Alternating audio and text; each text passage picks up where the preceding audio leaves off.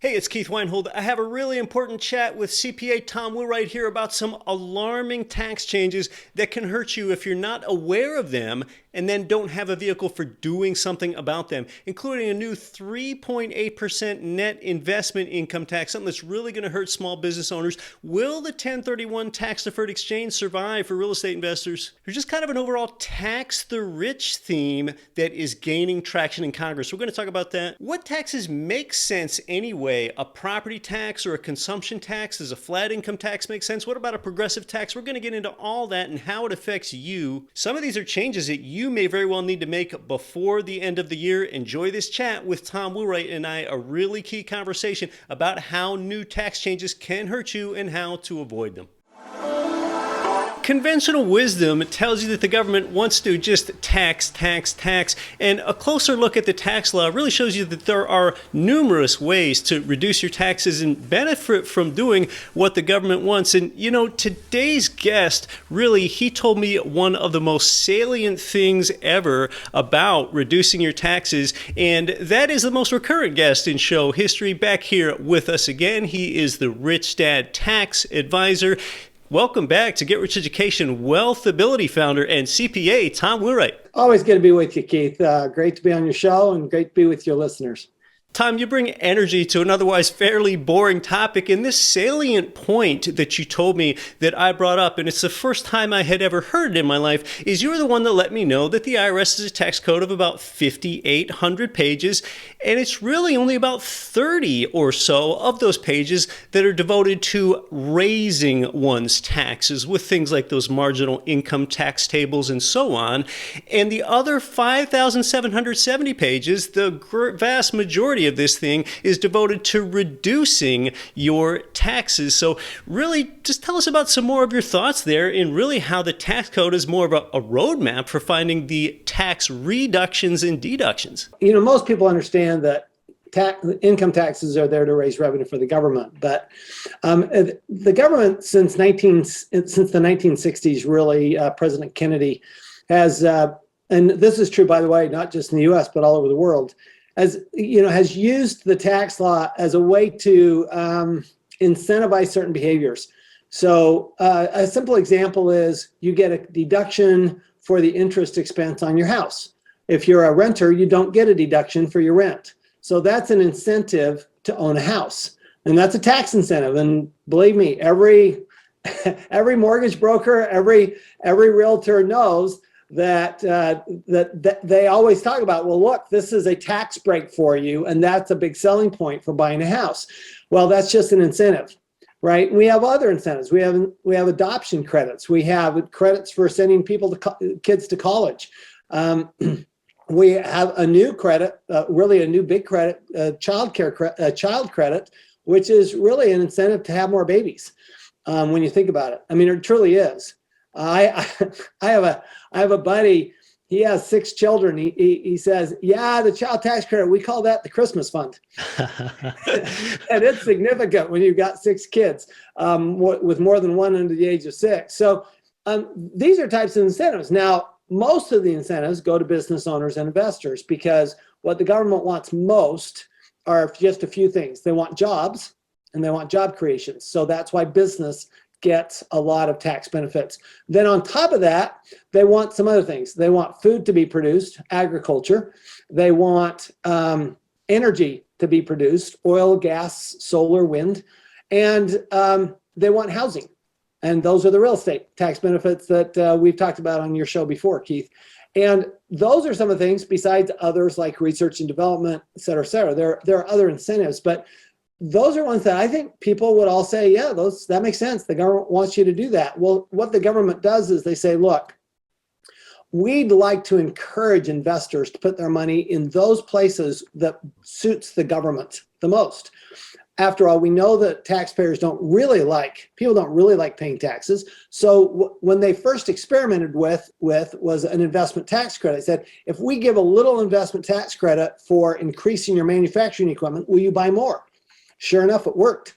And so that's what they've done over the years, so that most of the law now is just incentives or directions on how to reduce your taxes otherwise, just because you need rules to say so you don't take too much, so that you get it right. But we always look at it, WealthAbility, we look at it as a roadmap for reducing your taxes and, frankly, doing what the government wants you to do. So, another way to look at it, Keith, is that you're a partner with the government, whether you like it or not. Right. You don't get to choose that.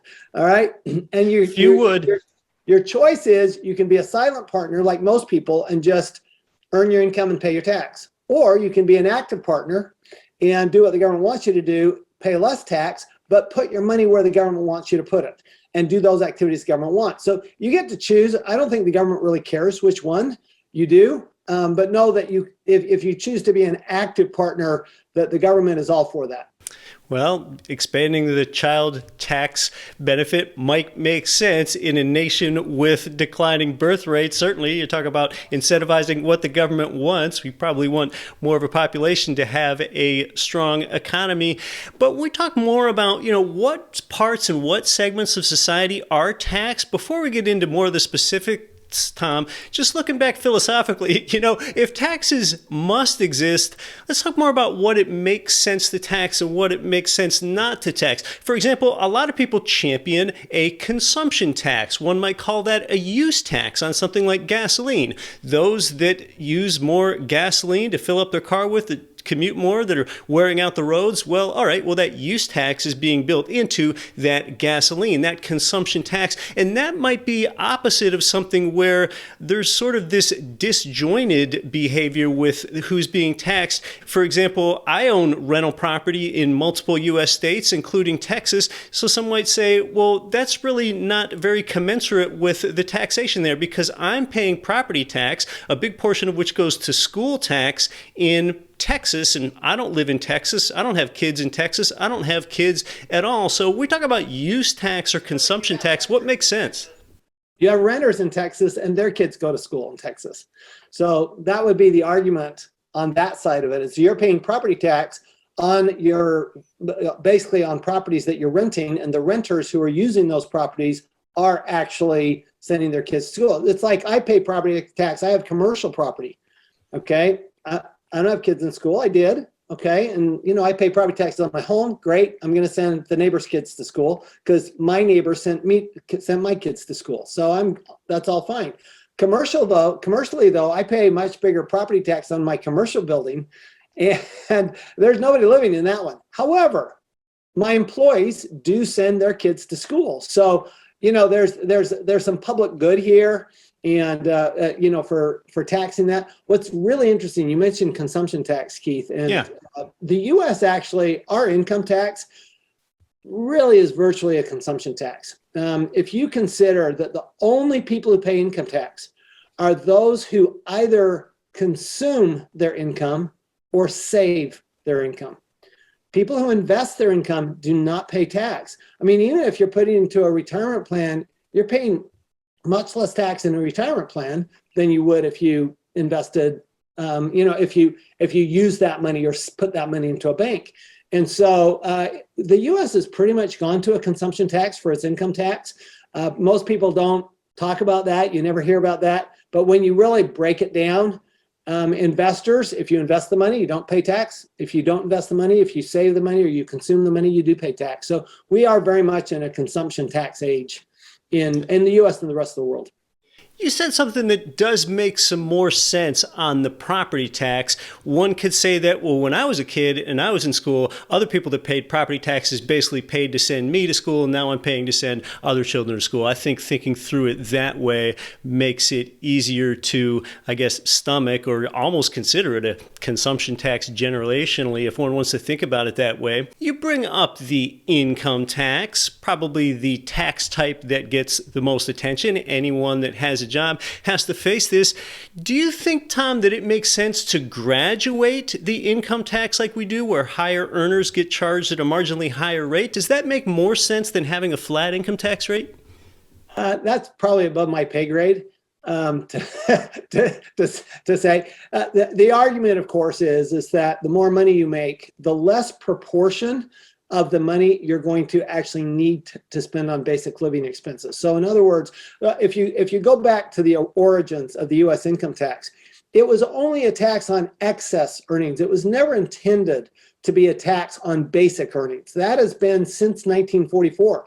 In fact, it's been since probably the 1950s that we've actually had any income tax on base earnings. So the idea was, okay, we're not going to tax you on the money you need to live on, but when you earn more money than that, we are going to tax you. Well, the idea behind the progressive income tax is somebody who makes $500,000 uses a smaller proportion of that money for their basic necessities than somebody who makes $100,000. And so they have excess money to contribute to society through government taxes. That is actually the reason for the progressive income tax, is because you actually have more disposable income, if you will, once you get to a certain level. And the fact is, Keith, that once you make more than, say, $600,000-$700,000, you can't spend it all. It's very hard, unless you're going out and buying a, Gulfstream. It's pretty hard to spend more than $600,000 or $700,000 a year. The average person would never do that. So, you look at somebody like Jeff Bezos, who makes, or Elon Musk, who makes billions of dollars a year. They're spending very little of that money, even though they do have planes, et cetera. But you know what? Even those planes are probably paid for by the business. Those are business expenses. And they probably don't have a lot of personal expenses outside of their home mortgage. And I know they've got, big homes and all that kind of stuff. But the reality is that that's the argument. That's actually the argument for the progressive income tax, is that the more income you have, it's an ability to pay type of a situation. The less, whereas take, for example, a sales tax, or even worse, a property tax. Those are very regressive taxes. Property tax is the most regressive tax, meaning that the person with the least ability amount to pay pays the highest share of their income in tax in a property tax situation. When you consider that you have fixed income people, so a fixed income person living in a $200,000 house pays exactly the same amount of property tax as somebody who makes $400,000 a year in a $200,000 house. So that would mean that the person with the availability for the money has the money to pay it, but they pay exactly the same. And that would be the argument against a flat tax. Really, the best argument for a flat tax is it makes it easy, and it means that it's a lower rate. I will tell you the downside to a flat tax and why it will never happen in this country. Because once you get below about a 30 to 40%, people stop changing their behavior based on taxes. And have you ever met a politician who was willing to give up power? Ever? Not a one. Not a one. And so having taxes at that 40% rate gives them clout. It gives them the power to really incentivize certain investing, certain uses of that money, which they would not have if you had a, say, 15% flat tax. Hey, you talk about how some people find it hard to spend $500,000 to $700,000 a year. I think most people out there are thinking, let me try. I would at least like to try to spend $500,000 to $700,000 a year. Tom, what is going on with our conversation here? With what we've discussed so far, we're making people feel better about paying property tax and about paying income tax. Usually that's not the way that the discussion goes here. I'm just having a little fun. But when we talk about the income tax and what's going on with it, if I remember correctly, it was the TCJA, the Trump Tax Cuts and Jobs Act, which lowered the highest marginal income tax rate bracket down to 37%. And a few months ago here in this new administration, I think that House Democrats, they unveiled a plan to bring that back up to 39.6%. So where are we at now congressionally and presidentially with the income tax? What's going to happen? I actually call this the Costco bill. And here's why. If you ever walk into a Costco, what's the very first thing you see? You see the very expensive high-end electronics and the expensive jewelry, so that by the time you get back to that $15 jar of mayonnaise, it seems like a bargain, right? That's exactly what's happened with this bill. It started as a $6 trillion bill. It went to a $3.5 trillion bill. It's going to end up somewhere around a $1.5 trillion bill, which makes you go, wow, I feel so good. It's actually decreased by 75%. They anchored it high. $1.5 trillion. Yeah. If they'd started with $1.5 trillion, they'd go, wow, that's a big bill. But instead they start at 6, they come down to 1.5. Oh, this is good news, right? My buddy Andy Tanner says price always has to be good news. Well, this is the situation where now price of this bill is good news. It's only $1.5 trillion. So here's what happened. And by the way, largely due to two senators, Joe Manchin of West Virginia and our own Kirsten Sinema here in Arizona, there are no tax increases. Well, there's no rate increase from 37 to 39.6. There's no capital gains tax increase, and we still have our 1031 exchanges. What we do have in this new bill that is probably going to pass is we have a new 3.8% tax on business owners. And that was not there before, okay? So we call it the net investment income tax. It applies now in your world, in the real estate world. It's actually a pretty significant deal because remember, if you're a real estate professional and you sell a piece of real estate, you didn't have to pay that 3.8% net investment income tax on that gain. Now you will. Now you're going to have to pay that 3.8%. So if you have $1 million gain, you're going to be paying another $38,000 in tax that you had not planned on. And that is under the new bill, and that's going to pass almost for sure. It's actually about, it raises about $230 billion. So anybody, let's say, has an S corporation and they have so it's a pass-through entity. They're going to pay 3.8% even if they don't distribute the income. So that's actually the biggest tax increase in this bill. Another one, which by the way affects the real estate world, and I think this is huge, actually is already in place. All this bill does is extend it. And what it does is, under the CARES Act, I don't know if you remember back in the 2017 Act, they put a limit on how much you could offset from business loss against other income. And they made it a $500,000 limit, only it didn't really apply to many people because they included wages in business income.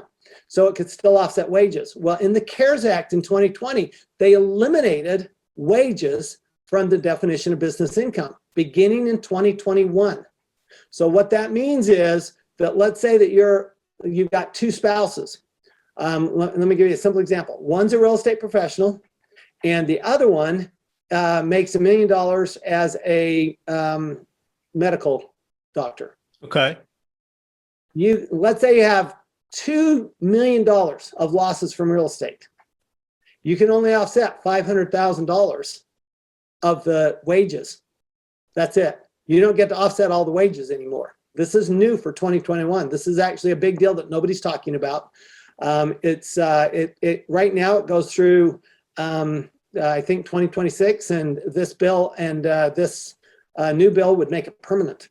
Raises about $160 billion over 10 years. So it's actually a pretty big deal, and people aren't paying attention to it. But those of you who are real estate professionals and one of you has big wage income or interest income or dividend income or capital gain income. I mean, let me give you another example. Let's say that you have a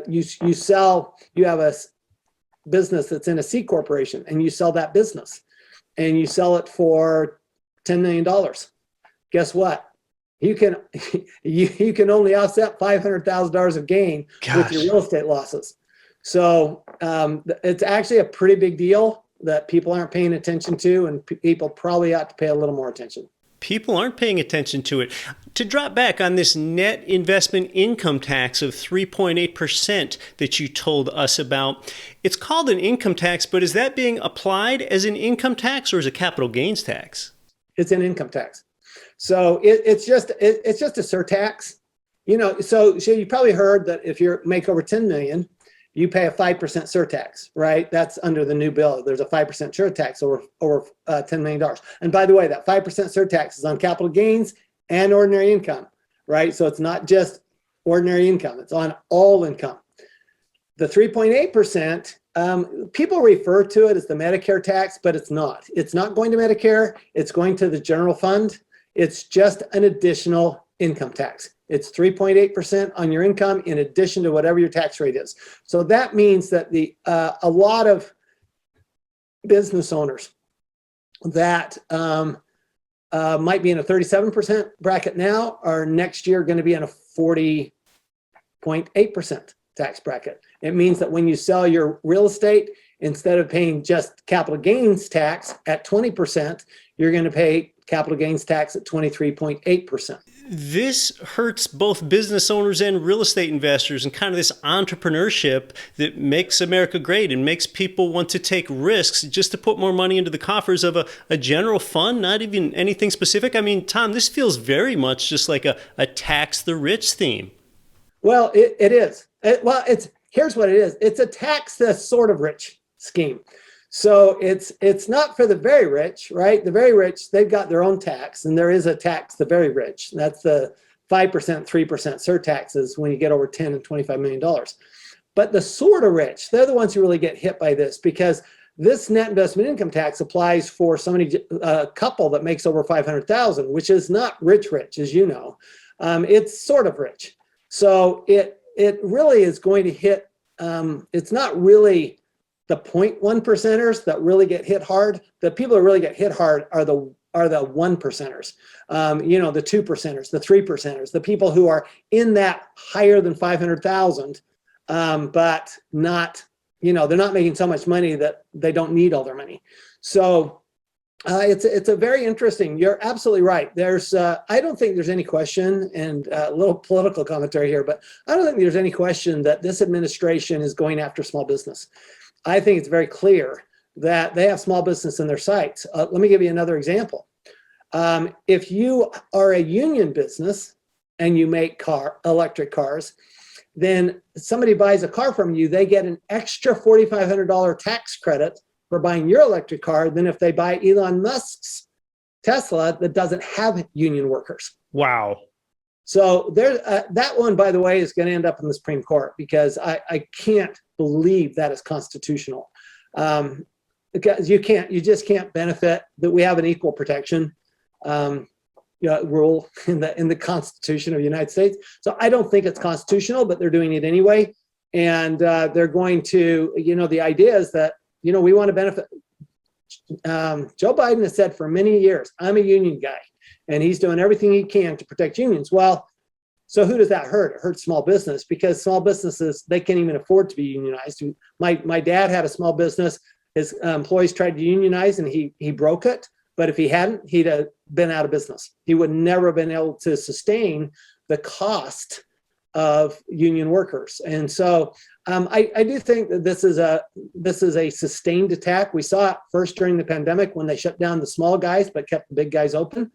When you keep Walmart open but you shut down the corner store, that's an assault on small business. And I think this is continuing. This is a continuing trend with this administration. Well, you're an expert at helping people take their tax obligation and make it trend towards zero. So with these new sorts of taxes that are being proposed, and this is very informative, I haven't heard about a bunch of this, is there any action that one can take to mitigate the effect of these taxes? Absolutely. So here's the thing. Like I said, no politician ever wants to give up power, right? They want more power. So that means that all you have to do is look at, all right, so if they're taking some incentives away, where are they giving the incentives? So remember, it's a $1.5 trillion bill, but they're raising $1.5 trillion of taxes, but that's going somewhere, right? So it's going to increase child tax credits. It's going to automobile makers who have labor unions.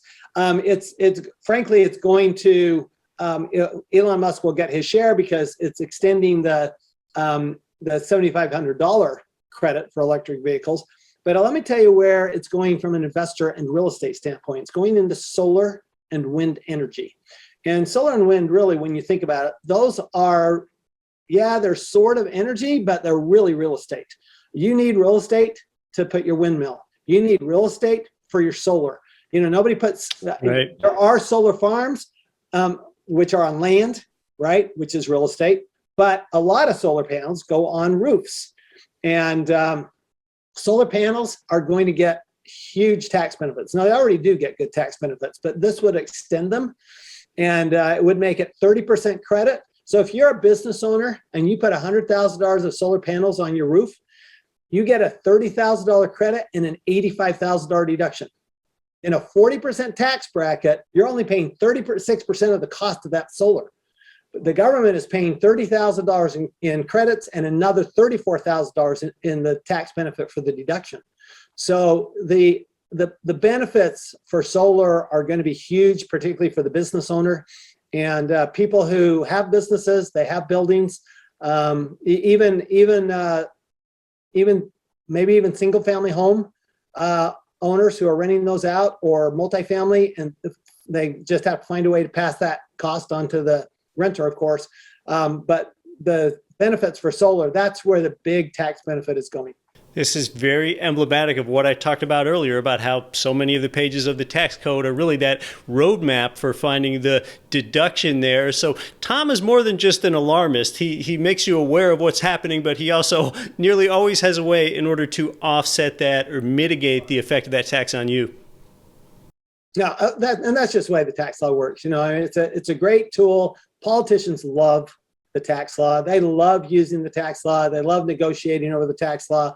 They love giving favors in the tax law. They love taking favors away in the tax law.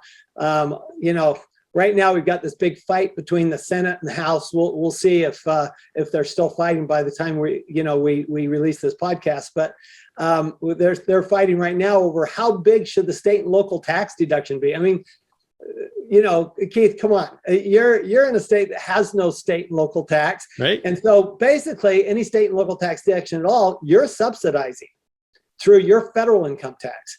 And then you're subsidizing California, you're subsidizing New York, New Jersey, all these high tax states. And basically what Trump did in 2017 says, we don't want to subsidize, you know, inefficient governments anymore. And so he just took it out. Now, in fairness to Mr. Trump, whether you love him or hate him, there's pretty much nobody in between. But in fairness to Mr. Trump, that state and local tax deduction has been on the chopping blocks for 40 years.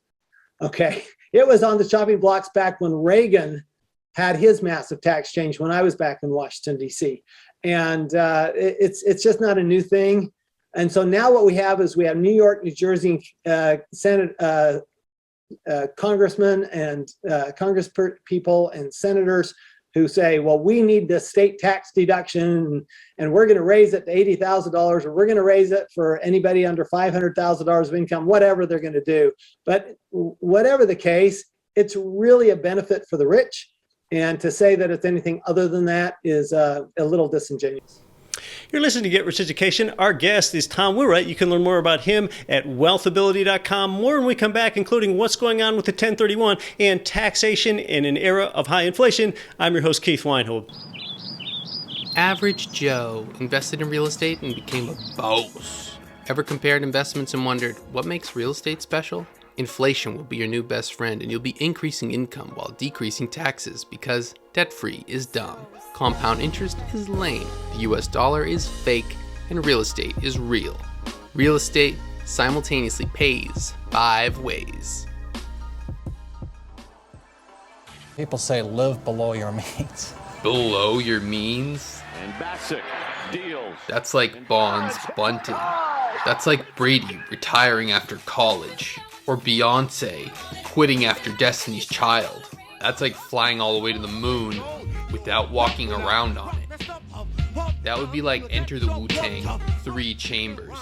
Or the perfect triple axel without sticking it. Expand your means. Americans are not saving for retirement. It's going to get worse as people live longer, so you need to think differently, but you can't lose your time. Real estate is the investment vehicle that has created more million and billionaires than anything else. Get Rich Education is one of America's top investing shows disrupting Wall Street. Your host, Keith Weinhold, is a true financial educator and has been an income property investor since 2002. Get Rich Education has created millions in passive monthly income for its followers. Now, Keith has a free course. Real estate pays 5 ways. Sign up now at getricheducation.com/course. Invest in what produces income for you now and later. Use the link in the description to take the course for free. Real estate pays 5 ways. Get Rich Education is on every podcasting platform and has its own native iOS and Android apps. Join Get Rich Education Nation to create financial freedom through real estate investing. Subscribe wherever you listen. Welcome back to Get Rich Education. We're talking with WealthAbility's Tom Wheelwright. He's an expert at helping you reduce your taxes. I've used his referral network for years. He's also the Rich Dad Tax Advisor. He helps you lower your taxes at WealthAbility.com. Tom, you always stay on top of what's going on in Congress and with forthcoming tax policy, and something that's been, I don't know if it's been as contentious with the 1031 exchange as it has been in these more recent years here, with threats of it being diminished or going away. Now, it seems like previous presidential administrations had threatened removing the 1031 like-kind exchange, also known as the 1031 tax-deferred exchange, which is a huge benefit for real estate investors. So is that being threatened by this administration, or will the 1031 survive? So for historical accuracy purposes, let's be clear. Mr. Trump eliminated about half the benefits of 1031 exchanges. He eliminated all the tax-free exchanges for anything other than real estate. Right. So he took it away from cars when you trade in a car. He took it away from ranchers when they trade cattle. So that's all. That was all gone in 2017. What they looked at was eliminating the 1031 for real estate. That's done. That is not going to happen. It would be devastating to real estate. It would create a market crash. So that's out. And the other thing that they were looking at is taxing real estate when somebody dies. And fortunately, that is also out. So the two big things that were against real estate are out. They have not touched bonus depreciation. And the reason for that is it phases out anyway. So there's no revenue there. And so we're actually, real estate's outside of that 3.8% net investment income tax, real estate's pretty much remained unscathed in this new bill. That is really good to hear. And Tom, this is the first time you've been on the show when we've been in an era of stepped up inflation. And actually part of this has to do with the 1031 exchange. And it's something I've long told my audience. The way I put it is that taxation is not adjusted for inflation. I'll just give you an example. Currently, I'm selling an apartment building. It really hasn't appreciated in value much since I bought it 9 years ago for $850K. Looks like I'm going to sell it for $950K. Well, that's only about a 12% gain over a period of 9 years. So that hasn't even kept up with inflation. So really, that's just a nominal gain. Nominal meaning in name only, not a real gain. But the IRS, of course, they look at that as a $100,000 gain anyway. And if I don't 1031 that ahead, I'm still going to get taxed on that, even though it's not a real gain. So, my thought is with higher inflation, is it even more important to escape taxation legally? Well, you're right. I mean, inflation does do that. Now, certain parts of the tax law are indexed for inflation. For example, tax brackets are indexed for inflation. Right. Nevertheless, you can still get tax bracket creep because the index that the IRS uses may not be real inflation. Yeah. It may simply just be, the government consumer price index inflation, whatever they decide to use, right? Whatever they're using for indexing that. So you can actually get some bracket creep, but you're right that the real cost of inflation from a tax standpoint is price increases that increase solely because of inflation, not because of an increase in value, but because of a decrease in the value of the dollar, and yet you're paying tax on that, which just exacerbates the inflation, frankly. Yeah, 100%. Well, Tom, you've been helping our followers reduce their taxes longer than anyone else. If someone wants to learn more about you and get started, or at least have a review of what they got and how you might be able to help them, what's the best way for them to do that? So I'd suggest two things. First of all, pick up my book, Tax-Free Wealth. If you haven't read it already, that is the book that everybody goes, oh my heavens, it changed the whole way I look at taxes. Sure, yeah. And then, get on WealthAbility.com. Right on the top, there's a schedule a call. And, we'll get a second opinion. Just get a free second opinion on your taxes. And we'll take a look at it, say, look, there's something you can do, or no, there's nothing you can do. And, I always say, just like if you go to the doctor and they say, well, you've got a problem here, you might want a second opinion. If you're not sure whether you're paying too much tax, get a second opinion, and you can get it for free at WealthAbility.com. Tom Wheelwright, you've brought a lot of energy to a super boring topic once again. Thanks so much for helping our listeners. Go ahead and check out WealthAbility.com. Tom, it's been fun and super informative this time. Thanks so much for coming back onto the show.